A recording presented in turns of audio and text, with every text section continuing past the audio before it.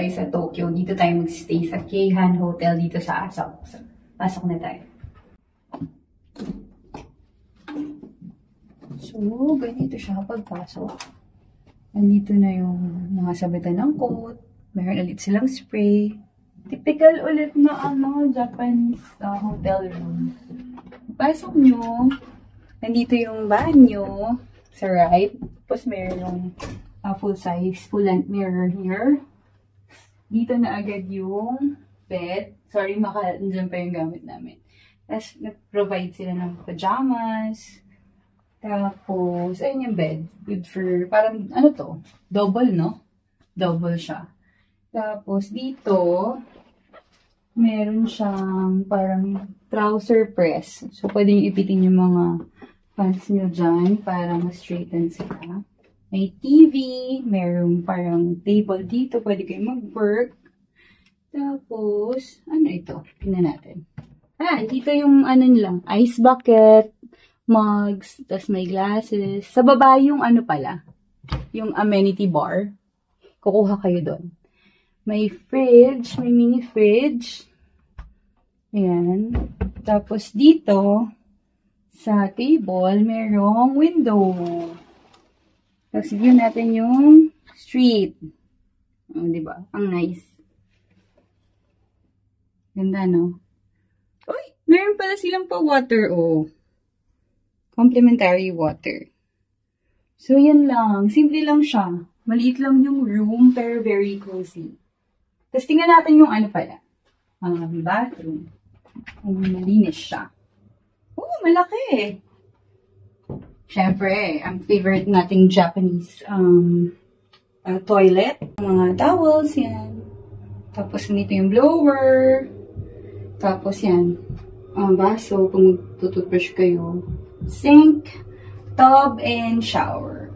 Yun. Malinis naman. Tsaka, maganda naman. Malapit kasi siya sa lahat ng pwede mong puntahan dito sa Tokyo sa city. So, okay na okay. So, Wanderers, nabook pala namin to through Agoda. I think less than 5,000 per night. And we're gonna stay here for 2 nights. Itong Hotel Keihan pala, it's located in the middle of Asakusa. And may free na siya na breakfast. Tapos, ang maganda dito, you can take your breakfast to your room kung ayaw nyo ng crowded places or crowded breakfast room. Pwede nyo siyang iakyat dito sa kwarto nyo. So, okay na okay siya. Sulit siya sa presyo niya. At saka yung location niya, maganda. And mag-freshen up muna tayo. 1 hour later. Tayo ngayon sa Meguro River. One of the most famous spots for cherry blossom here in Tokyo.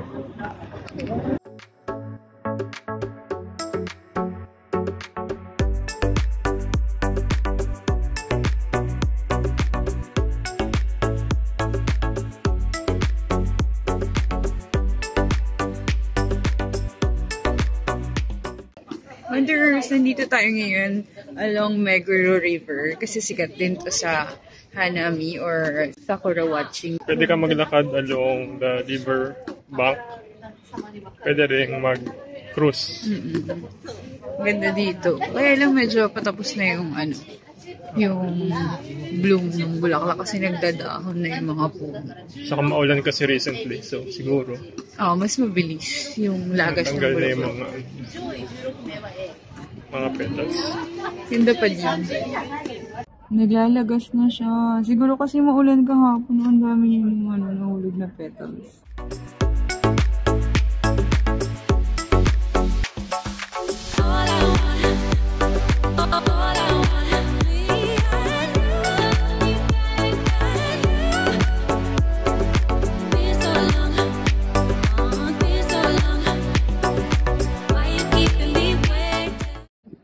Dito na tayo sa taas ng bridge across the Meguro River. Ganda rin yung view dito.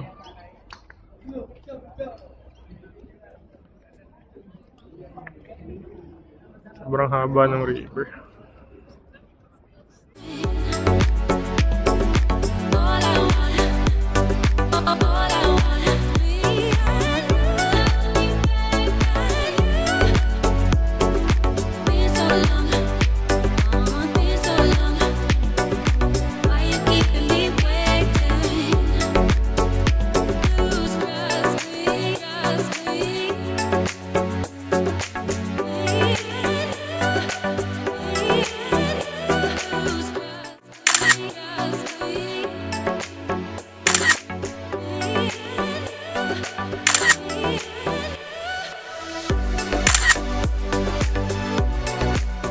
A few moments later.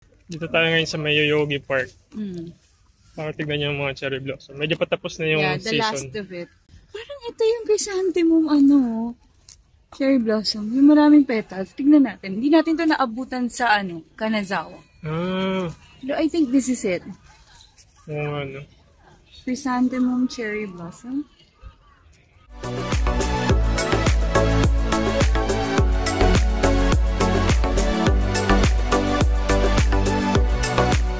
Sobrang ganda. Nakikita niyo ba yung upper bloom niya? Meron siyang, I think, hundreds of leaves. Yan o. Hundreds of petals. Petals, sorry. Yan o. Pero, I think ito na yung, itong week na to yung last na makikita yung cherry blossom. Kasi, ayan na lumalabas na yung mga dahon. So, pag nag-start ng lumabas yung dahon niya, tapos na yung cherry blossom season. Itong part pala na to sa Yoyogi Park, yung cherry blossom garden. Malaki to sobrang laki nitong Yoyogi Park. Tapos pag autumn naman, meron din yata silang place for, ang tawag dito, yung ginkgo trees. May ginkgo tree lane din sila dun. Sa kabilang dulo. Pero ito yung sa Sakura. Ganda siguro nito mga 3-4 days ago. Yung full bloom na sila. Pero kasi parang 2 days ago, nag-start na daw mag-fall. Yung mga leaves. Leaves or petals. Lalo pa't maulan. Kaya yan yung mga petals. So, patapos na siya. So, remember, Wanderers, magbubuk pa yun ng cherry blossom season. Itatrack nyo kung kailan yung forecast. And then, from parang start ng full bloom, tama ba? Full bloom, you only get to have a week to enjoy the blossom. Kasi after that, umulan, umaaraw, mahuhulog na yung mga petals niya. 1 week lang talaga, yung full bloom. After that, siguro ganito na itsura niya. Yan na, yung mga green-green na siya. So, ito na yung buong Cherry Blossom Park or yung Sakura Park sa Yoyogi. Medyo late lang tayo ng punta, kaya konti na lang yung mga blooms. Mostly, green leaves na. Pero maganda pa rin naman. Oo, maganda siya, Wanderers, Kung hindi naman kayo mahilig sa flowers or meron kayo allergy sa pollen, saktuhan nyo yung bagong tubo na leaves, yung green leaves. Sobrang ganda rin daw. Magical din daw yung experience. Meron pa rin pa onti-onting mga blossom. Actually, marami pa rin. Yeah. Pero majority of the trees, tapos na talaga yung peak niya. Yeah. Ang ganda siguro dito pag full bloom. Ang dami na nagpipicnic. Pero sabi nila, meron din daw ditong maraming plum blossom. Parang pagpatapos na tong cherry blossom, meron naman mga plum blossom. Kaya lang baka hindi na natin maabutan. Kasi budding pa lang sila. May cherry blossom ka sa ulo. Meron? Mahulog. So ito, Wanderers, dito manggagaling yung mga dahon. Diba usually bulaklak, tapos prutas, sa kanya, bulaklak tapos dahon. Pero hindi yan namumuha ng cherries Babay na tayo sa mga blossoms. Flowers. See you next season. Bye-bye. Ayan, nahulog siya. Wanderers, tingnan niyo itong punong to, Parang siyang kakaiba, no? Pero, Cherry blossom pero yellow-green. Parang yellow-green na. Baka ibang klaseng cherry blossom din to. Siguro variety to. Ang galing, no? Dito lang ako nakita ng ganito. Ganda, Massive. Yung puno, ang dami rin yung sungay-sungay. Sa malayo parang dapon. Oo.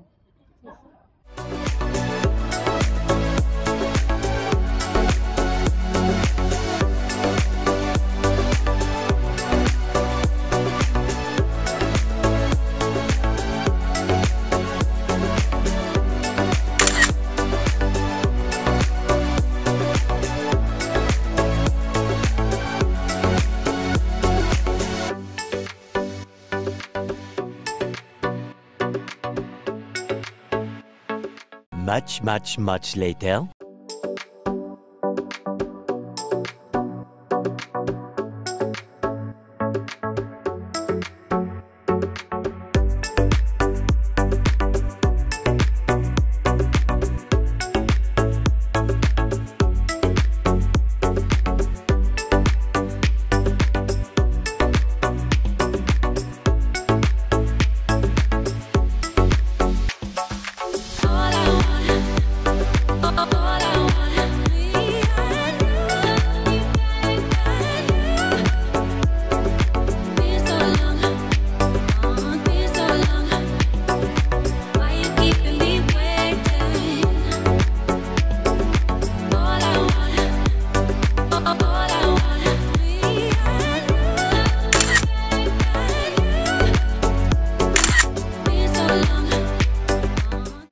that's it for today's video. Thank you guys for watching. Hey, kung nag-enjoy kayo, Please do subscribe to our channel. give us a thumbs up. And hit that bell for more our adventures. And misadventures as we discover. And Wonder Tokyo. Good night.